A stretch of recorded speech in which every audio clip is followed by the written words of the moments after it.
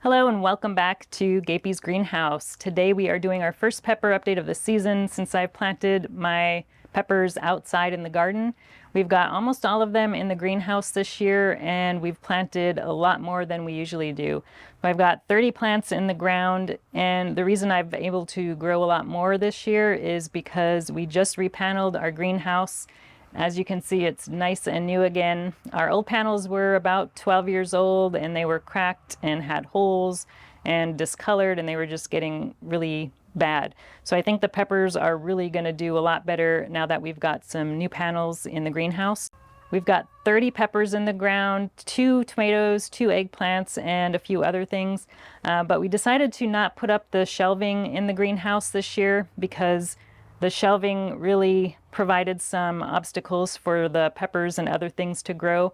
So we may put up the upper shelves, but the lower shelves definitely are going to stay out this season. In addition to the greenhouse peppers, we've also got 3 peppers outside of the greenhouse, actually 5 peppers outside of the greenhouse and 3 peppers in a can.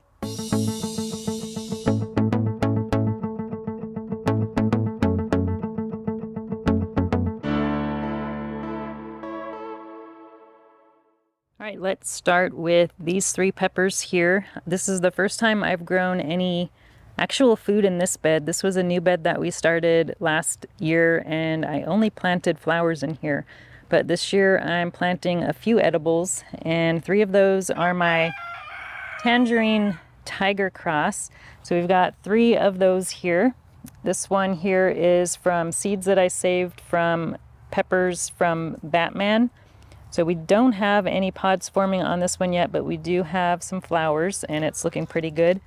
And then we've got this one here, which is kind of starting to get a little bit crowded by this lettuce. But this one here is from Matsutake, and we do have quite a few pepper pods forming on this one. And then the last one is from Rhiannon's Garden on Instagram. And we do have one pretty good sized pepper on this one as well. And if you're not familiar with the Tangerine Tiger, this is a cross that came out of my greenhouse a few years ago. I think this is the F4 now, but it's a cross between the Sugar Rush striped pepper and the Ahi tangerine from Susan Garza. We've got 2 other peppers outside of the greenhouse. These 2 I did not grow myself. These were from a friend who was just had too many peppers that she started and was trying to get rid of them. But this one here is the Lecia that I got from her. This one is the red variety, I believe. I did grow the orange Lecia last year and really liked it, so I'm excited to try the red. Now, it doesn't really look too great. It looks like it may have had a mite issue or something, but hopefully we can get it to recover.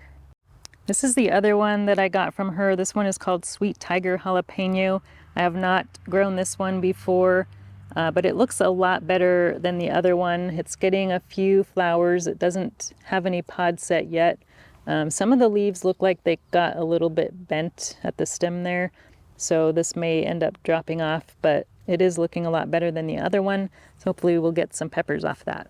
Now, I always save the peppers in a can for last, so let's go ahead and take a look at the greenhouse peppers, and we'll start here in the back. So all these ones on the right side are for the most part Mexican varieties. So this one here is probably one of the better looking plants that I've got growing in the greenhouse. This one is the Pasilla. I've only got one of those. I have grown it before, but I haven't grown it inside the greenhouse. It does seem to take a long time to ripen the pods, so I think it'll do a lot better here in the greenhouse.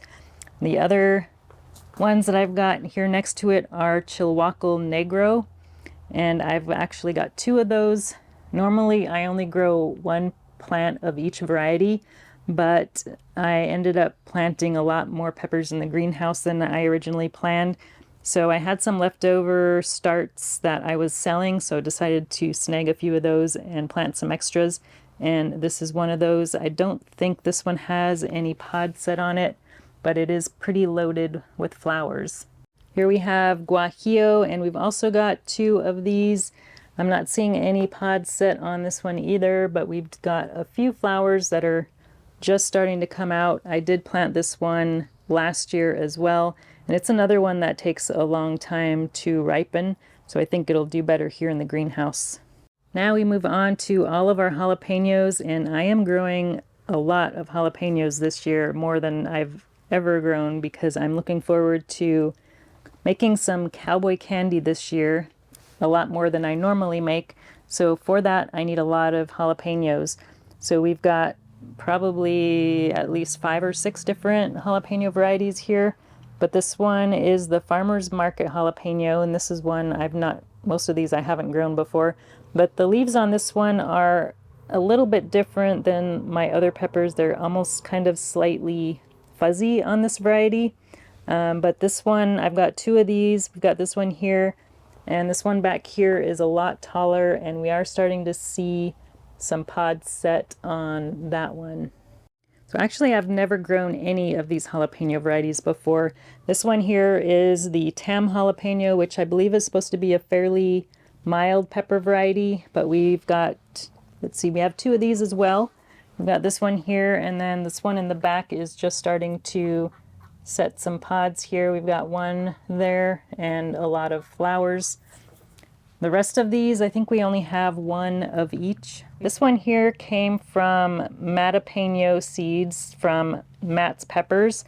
And if you're not familiar with Mattapeno, this is a variety that has variegated leaves normally, or even all white leaves. But this one, for some reason, ended up not having any variegation at all. So I decided to plant this one in the greenhouse and see how it does.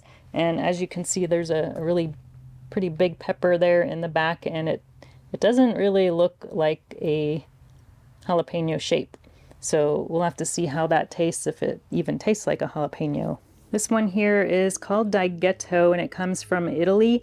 It's a cross between the Farmer's Market jalapeno and some other unknown pepper apparently, but we'll have to wait and see what those look like. I'm not sure if it's going to look or taste like a jalapeno. I think it's supposed to be around an F5, but we've got a few flowers that are just starting to pop out, but they're not quite open yet. Behind that, we've got Mattapeno, which is a jalapeno that has no heat at all. And we've got quite a few flowers forming on there, and I think I have taken a few pods off because I wasn't quite ready for it to start setting pods yet. I've taken pods off of a few of the peppers, and here's a couple of them. They are looking kind of gross because it's been about probably 2 weeks since I plucked these off the plant. So I'm gonna, I think from now on, I'm gonna be leaving all the flowers and pods on the plants because I think they're now probably big enough that they can handle setting pods. Our last jalapeno is the Zapotec. This one, I believe, is a variety that has a lot of corking on the skin, which is those kind of white lines that you sometimes see on peppers. But this one, it looks like it's a little bit further behind as far as flower and pod development. I'm not seeing too much going on there. We've got a few little flower buds that are just starting to come out, but it's a little behind, but I'm sure it will be catching up soon. On to the other side of the greenhouse, we've got some more fun varieties. This one here is the Candy Cane Chocolate Cherry, which has, as you can see, some really neat variegated leaves. So I'm really a big fan of variegated plants in general. So I'm really excited about this one, but it's looking pretty good. There's some flowers that are just starting to come out here, but no pods set on this plant yet, I don't think. And then we've got our lipstick pepper. This one was started a little bit later. I have plucked off some of the flowers and pods off that one because the plant is still pretty small and I want it to get a little bit bigger before it starts producing fruit. And then this is the Bellroom. This is another one that I started a little bit late. I almost didn't grow this one, but it was kind of a last minute decision. This is a cross between a mushroom pepper and a bell pepper that I got from my mom. This will be, I think, the F4, but I grew it last year and really liked it. So I decided the last minute to grow that one again. This pepper, I do have a cage around it because I've grown it before and I know very well that it can get very, very big and the peppers are huge. So this is the Aconcagua, a very large sweet pepper variety that I absolutely love. Now, unfortunately, the plant isn't doing as well as some of the others. I have lost a few of the bottom leaves, and I don't know, it just seems like it's always thirsty. The leaves kind of droop quite a bit more than the other plants, so I'm not sure what's going on with this one, but hopefully it will do better. Here's another pepper that I've grown several times before, and it seems like I'm growing a lot more peppers that I've grown before this year. Usually I like to try all new varieties, but I've just got some really good ones that I just can't resist, and this is the Chloe's Sweet Tangerine from Timothy Moultrup, and we do have one pepper pod that is on here, but this is a super sweet variety, and it is just really tasty. So I've been growing this one for I think the past 3 or 4 years now.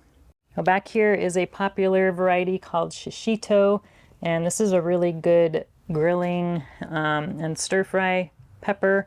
It's probably really good on pizza too, but we've got a ton of flowers on this. It's really a productive plant, but we've got quite a few pods set on there, and it is still kind of a small plant, but I've decided to just leave those pods on there because I know it'll probably still be productive even if it sets fruit early. Padron is another fairly popular variety that I've grown several times before. I was introduced to this variety when I had it in Seattle at a pizza place. They had these peppers on the pizza, and it was really super tasty, so I had to grow these, and they're just really great on pizza. But it's a little bit hotter pepper than the shishito, but I just really like it. And here's another pepper that we've grown before. This is the Luchauer paprika. It's a pretty productive paprika variety. I've been trying different paprikas, and this one is probably my favorite. Now let's take a look at some pepper varieties I have not grown before. This one is the Gaby Hot Wax, and we've got several pretty big peppers growing on this, and it had peppers set when I transplanted it, and I probably, looking back, should have taken those off, but I just couldn't resist leaving them on. But we've got 1, 2, 3, 4, 5, 6 pods that are set on this plant already, and some of them are really a pretty good size. And here we have another pepper in a cage. This one is Wank's Yellow Hot. I have not grown this variety before, but it seemed like it's wanting to grow kind of tall, so I decided to just put a cage around it just in case, because I have a feeling this one's going to need it. But we have a few flowers, but I'm not seeing any peppers set on that one yet. Here's another pepper in a cage that I have not grown before. This one is called Jolene's Rustic Italian, so it's some kind of sweet Italian pepper, and we don't have any pods set on this one either, I don't think, but we've got some flowers starting to come out on that one. There's another pepper in a cage. This one is probably my all-time favorite pepper that I grow every single year. This is a Korean gochu that I've been growing for the past 6 or 7 maybe years that I got seeds from Kangstar. I'm not sure what particular gochu variety it is because there are quite a few, but this one is my favorite. It's a little bit different than any of the other gochus I've tried.